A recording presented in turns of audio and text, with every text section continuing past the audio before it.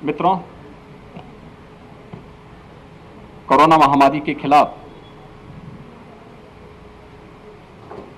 पूरे देश के अंदर आदरणीय प्रधानमंत्री जी के नेतृत्व में और उनके मार्गदर्शन में पूरी मजबूती के साथ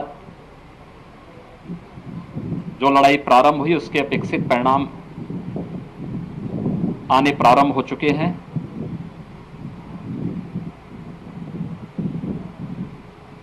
एक समय ये लगता था कि वास्तव में कोरोना महामारी एक बड़ी आबादी को अपनी चपेट में ले लेगी।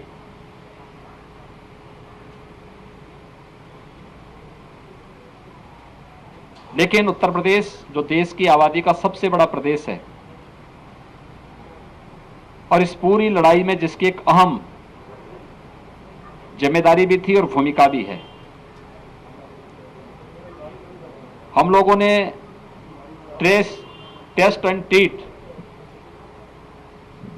के इस मंत्र को अंगीकार किया और उसके अनुरूप तेजी के साथ निगरानी समिति को और मोहल्ला समितियों को गांव-गांव और मोहल्लों में भेज करके स्क्रीनिंग की कार्रवाई, मेडिसिन वितरण की कार्रवाई,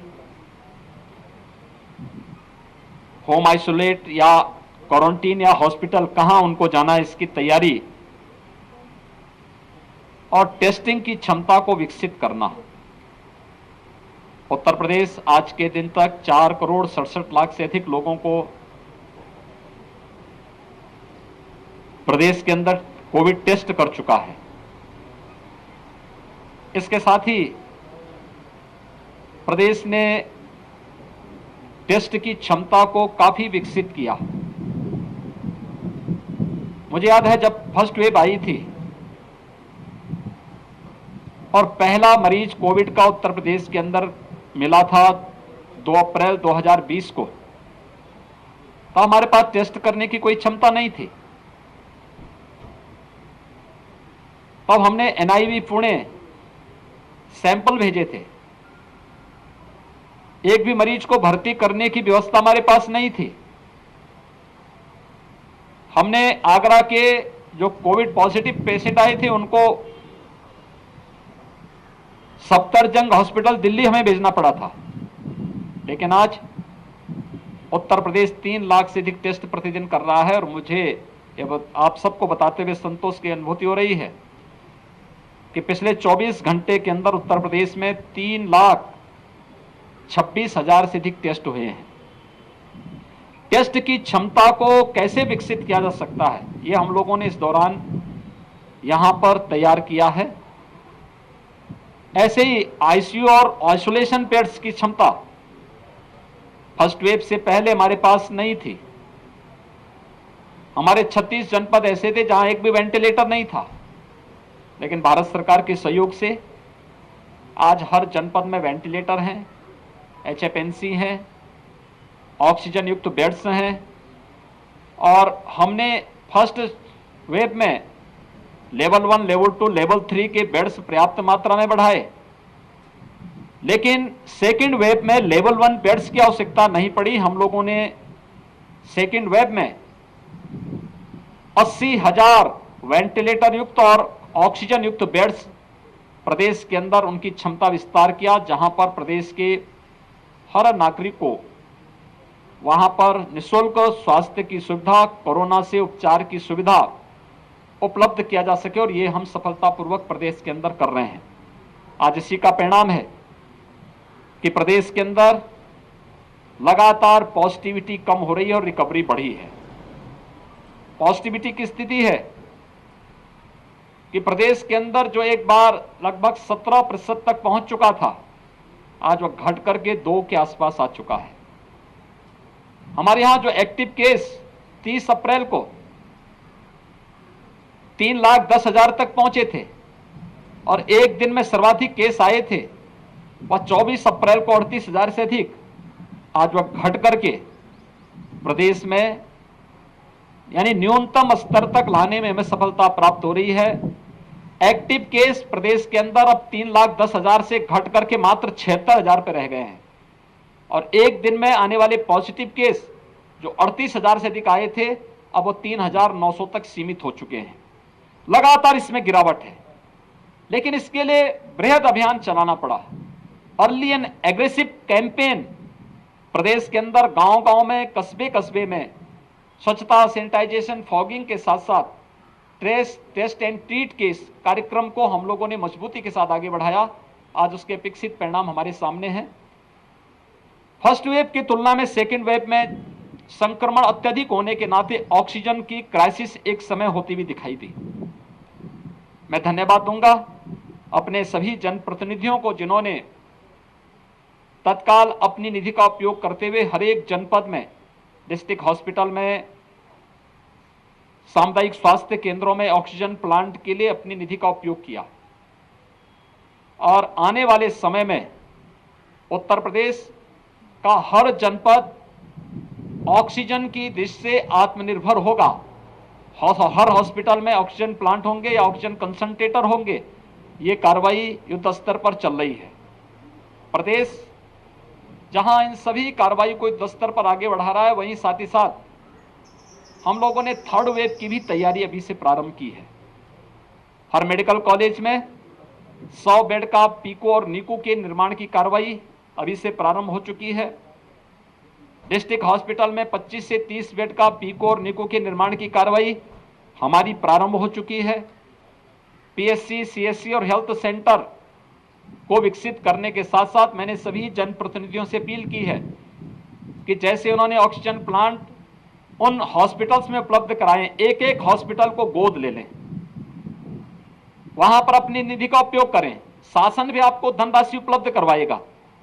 वहां पे मैन पावर स्थानीय स्तर पर जिलाधिकारी की कमेटी को करना है, मेडिकल कॉलेज में प्रिंसिपल्स को करने हैं। तो ये सभी कार्रवाई हमारी तेजी के साथ आगे बढ़ रही है। साथ साथ ट्रेनिंग की कार्रवाई भी, जो पीडियाट्रिशियन हैं, गायनेकोलॉजिस्ट हैं, पैरामेडिक्स हैं, नर्सिंग स्टाफ है, इन सब की ट्रेनिंग भी हम साथ साथ आगे बढ़ा रहे हैं। सरकार ने यह भी तय किया है कि हमने 45 से ऊपर सभी लोगों को भारत सरकार निःशुल्क वैक्सीन दे रही है। ये वैक्सीनेशन का कार्यक्रम युद्ध स्तर पर हर एक जनपद में प्रारंभ हुआ है। 18 से 44 वर्ष की उम्र के लोगों को प्रदेश सरकार वैक्सीन लेकर के और उन लोगों को वैक्सीन फ्री में उपलब्ध करा रही है। अब तक हम 23 जनपदों में 18 से 44 वर्ष की उम्र के लोगों को वैक्सीन दे रहे थे। 1 जून से सभी 75 जनपदों में हम वैक्सीन 18 से 44 वर्ष की उम्र के प्रत्येक व्यक्ति को उपलब्ध करवाएंगे। हमने इसमें प्राथमिकताएं तय की हैं। प्राथमिकता, थर्ड वेव की आशंका व्यक्त की जा रही है कि थर्ड वेव बच्चों को ज्यादा प्रभावित कर सकती है। प्रदेश सरकार ने तय किया है कि हम थर्ड वेव से पहले 12 वर्ष तक की उम्र के बच्चों के अभिभावकों को अभिभावक स्पेशल बूथ स्थापित करके उन्हें वैक्सीनेट कर लें, उन्हें एक सुरक्षा कवच उपलब्ध कराएं। हर जनपद में न्यायिक अधिकारियों के लिए और मीडिया के लिए भी अलग से बूथ लगे, मीडिया और उनके परिवार के लोगों के लिए भी अलग से बूथ लगे। इसकी भी तैयारी 1 जून से आगे कर दी गई है। हम लोग कोरोना कालखंड में वर्तमान में इस 100 वर्षों की सबसे बड़ी महामारी का सामना कर रहे हैं, तो स्वाभाविक रूप से सरकार को कोरोना कर्फ्यू भी लगाना पड़ा। ये लॉकडाउन नहीं है, कोरोना कर्फ्यू है। लॉकडाउन में सारी गतिविधियां ब्रेक हो जाती हैं। यहाँ पे हमने किसानों से संबंधित गतिविधियों को पूरी छूट दी है, श्रमिकों से जुड़ी हुई सभी गतिविधियों को पूरी छूट दी है। उद्योग चल रहे हैं, खेतीबाड़ी का काम चल रहा है, प्रोक्योरमेंट के सेंटर हमारे संचालित हो रहे हैं, राशन की दुकानें हमारी संचालित हो रही हैं, कंस्ट्रक्शन के कार्य हमारे चल रहे हैं, सब्जी मंडी, फल मंडी ये सब संचालित हैं, आवश्यक और इमरजेंसी सेवाएं सभी संचालित हैं। परिवहन निगम की बसें जो उत्तर प्रदेश के अंदर ये निरंतर चलायमान है, ये संचालित हैं, ये कार्य कर रही हैं। इसलिए हम लोगों ने कोरोना कर्फ्यू का सहारा लेकर के कि कहीं भीड़ न हो, कोरोना के संक्रमण की चेन को भी ब्रेक किया जा सके, और साथ साथ हम लोग एक सामान्य नागरिक के जीवन के साथ साथ उसकी जीविका को भी बचा सकें। फिर भी कुछ लोगों की जीविका प्रभावित हुई हो, इसके लिए प्रधानमंत्री गरीब कल्याण पैकेज के अंदर मई और जून का निःशुल्क राशन वर्तमान में वितरित हो रहा है। जून, जुलाई और अगस्त 3 महीने का निःशुल्क खाद्यान्न राज्य सरकार भी अपने स्तर पर हर एक जरूरतमंद को उपलब्ध करवा रही है। प्रदेश के अंदर मेरा अनुमान है कि 15 करोड़ से अधिक लोग इसका लाभ लेंगे। एक महीने में 15 करोड़ से अधिक लोग इसका लाभ लेंगे। इसके अलावा और भी तमाम ऐसे लोग हैं जो प्रतिदिन मार्केट में, मुख्यालय में आकर के अपनी रोजी रोटी चलाते थे। उन लोगों के लिए जो प्रतिदिन कमाते खाते थे, किसी रेस्टोरेंट होटल में भोजन पा लेते थे, उनकी जीविका प्रभावित हुई है। होटल रेस्टोरेंट बंद चल रहे हैं। हर जनपद में कम्युनिटी किचन संचालित किए जा रहे हैं। हम लोगों ने यह भी कहा है कि मरीज के परिजन, होटल रेस्टोरेंट बंद होने के नाते उनके सामने संकट होगा, कम्युनिटी किचन से उन लोगों को भी भोजन उपलब्ध करवाया जाए। और साथ साथ जिन लोगों की आजीविका प्रभावित हुई है, जून महीने से श्रमिक, संगठित और संगठित क्षेत्र के स्ट्रीट वेंडर, जिसमें ठेला, खोमचा, रेडी, पल्लेदार, कुली, ये सभी आते हैं।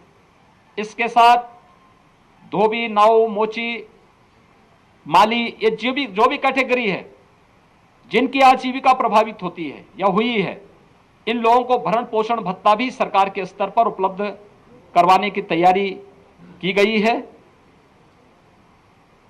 गोंडा जनपद में भी और कमिश्नरी में भी सेकेंड वेव का सफलतापूर्वक मुकाबला किया गया। पॉजिटिविटी रेट यहां पर लगातार नीचे गई है। रिकवरी रेट स्टेट एवरेज के ही अनुसार यहां पर अच्छी ढंग से आगे बढ़ रही है। हमारा विश्वास है कि जो टीम यहां पर जनप्रतिनिधियों के मार्गदर्शन में, प्रशासन, स्वास्थ्य विभाग, कोरोना वॉरियर्स, जनता जनार्दन, इन सब के सहयोग से कार्य कर रही है, बेहतर तरीके से लोग कोरोना का मुकाबला करते हुए दिखाई दे रहे हैं और उसके परिणाम भी सामने आ रहे हैं। आप सबसे मेरी अपील है, हम 100 वर्षों की सबसे बड़ी महामारी का सामना कर रहे हैं। हमारे सामने परिणाम तो अच्छे दिखाई दे रहे हैं, संतोषप्रद हैं, लेकिन अभी लापरवाही नहीं करनी है। हर एक व्यक्ति को हम इस बात के लिए तैयार करें, हाई रिस्क कैटेगरी के लोग बाहर ना निकलें। शेष अन्य लोगों को अगर बाहर निकलना ही हो तो ये मास्क जरूर पहने, 2 गज की दूरी का पालन जरूर करें, वैक्सीन जरूर ले, टेस्ट कराने से भी ना भागें और वैक्सीन लगाने से भी ना भागें। टेस्ट उन्हें समय पर स्वास्थ्य की सुविधा उपलब्ध करवाएगा और वैक्सीन उन्हें सुरक्षा कवच उपलब्ध करवाएगा। आप सब इस जागरूकता के अभियान के साथ जुड़ेंगे, इसके अपेक्षित परिणाम आएंगे। धन्यवाद जी।